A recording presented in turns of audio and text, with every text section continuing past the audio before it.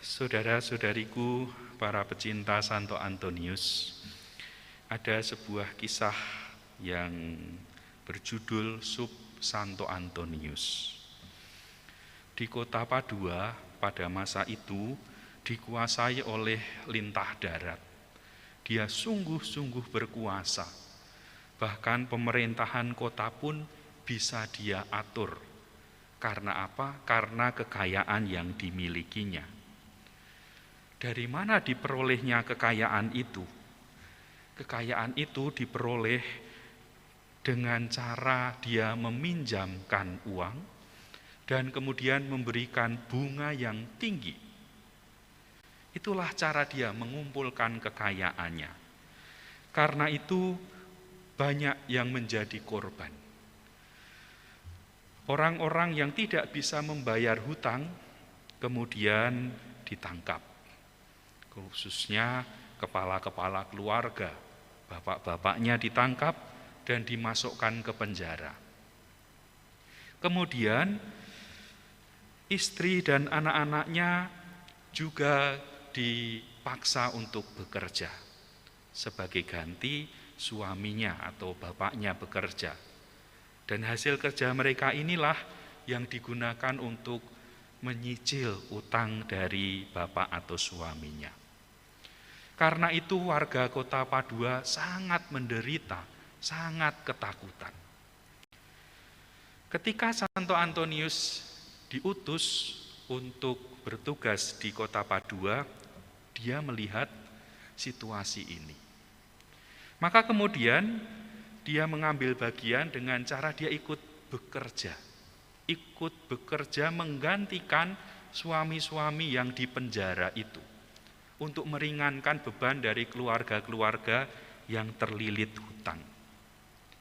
Selain itu, Antonius juga mendekati pemerintahan kota Padua supaya membuat undang-undang yang lebih adil, undang-undang yang kemudian bisa melindungi keluarga-keluarga yang terjerat hutang ini. Tetapi belum berhasil. Karena apa? Karena si lintah darat ini sudah sungguh menguasai.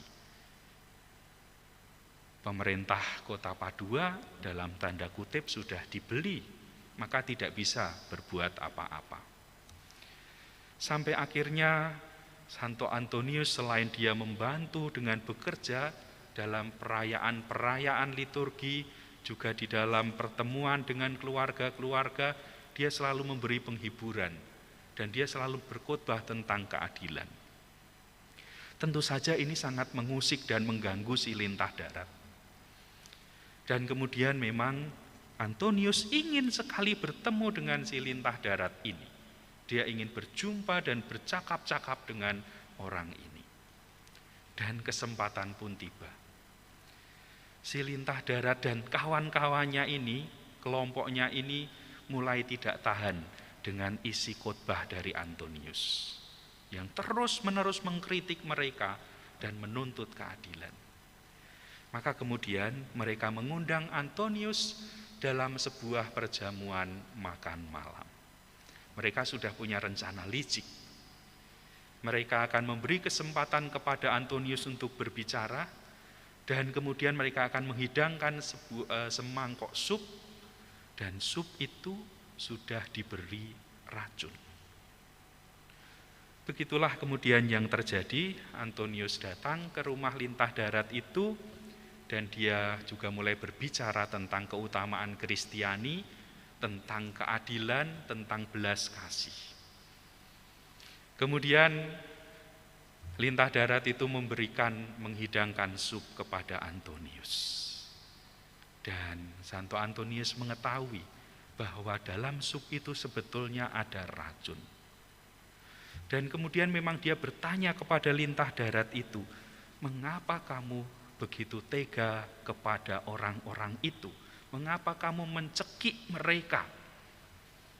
Dan mengapa engkau juga sekarang mau berbuat jahat kepadaku? Apa jawaban si lintah darat? Dia mengatakan, aku sudah bekerja keras dan ini adalah kekayaanku. Apakah aku tidak boleh menggunakan kekayaanku dengan semauku? Aku bisa mendapatkan kehormatan dari mereka karena aku kaya. Karena aku menindas maka mereka menghormati aku. Itu argumen dari si lintah darat. Akhirnya Antonius mengatakan, baik, bukan maksud saya untuk menguji Tuhan, tetapi supaya Tuhan bermurah hati kepada jiwamu, maka aku akan makan sup ini. Kemudian Santo Antonius memberkati sup itu dan mulai makan. Apa yang terjadi? Santo Antonius tetap hidup. Dia tidak keracunan. Dan peristiwa ini kemudian membuat lintah darat ini bertobat. Sebagaimana didoakan oleh Antonius.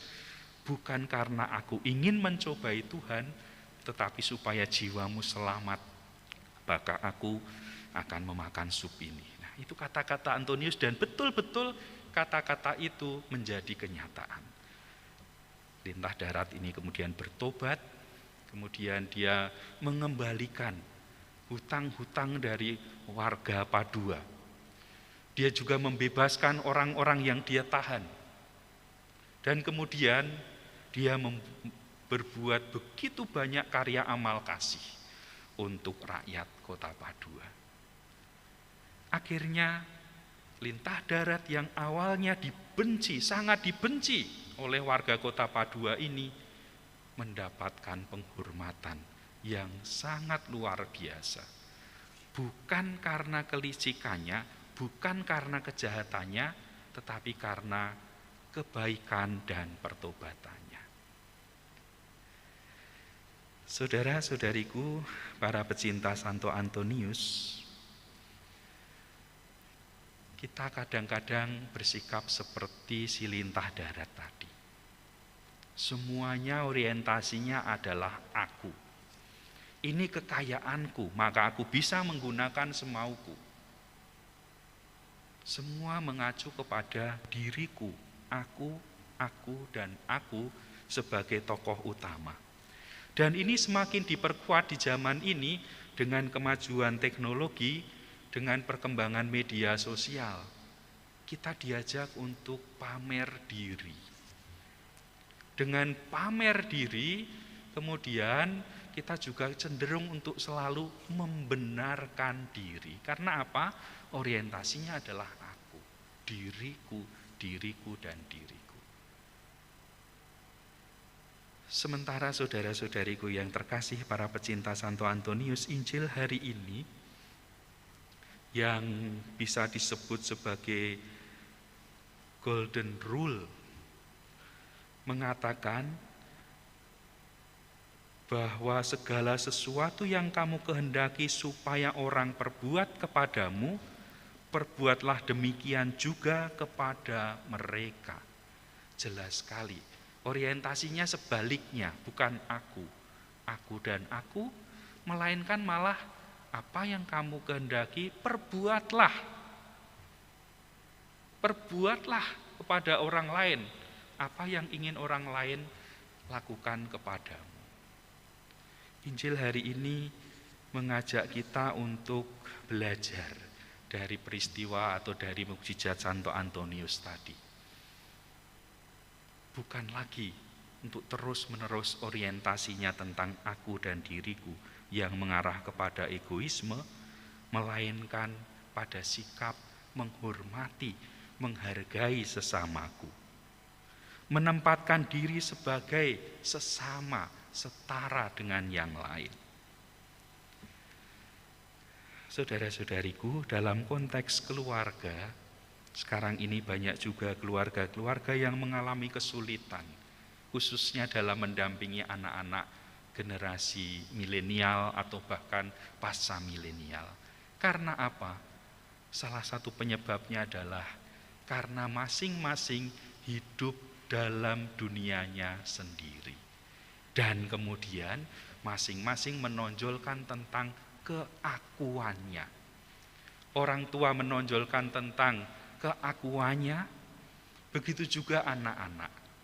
Sehingga kesempatan-kesempatan bersama untuk saling menghormati, untuk saling kemudian juga memperteguh iman, menjadi sulit. Karena apa? Karena orang tua merasa benar, anak-anak juga merasa benar. Mari para pecinta Santo Antonius, kita belajar untuk bisa menempatkan orang lain, memberikan penghormatan kepada orang lain. Kalau kamu ingin dihormati, pertama-tama mari kita menghormati lebih dahulu. Kalau kamu ingin diperhatikan, marilah pertama-tama kita memberi perhatian. Kalau kamu tidak ingin ingkar janji atau kamu tidak ingin mengalami ingkar janji, maka mari kita berusaha untuk bisa menepati janji-janji kita. Semoga kita semakin menjadi pribadi yang memahami sesama dan bisa belajar dari sesama. Tuhan memberkati.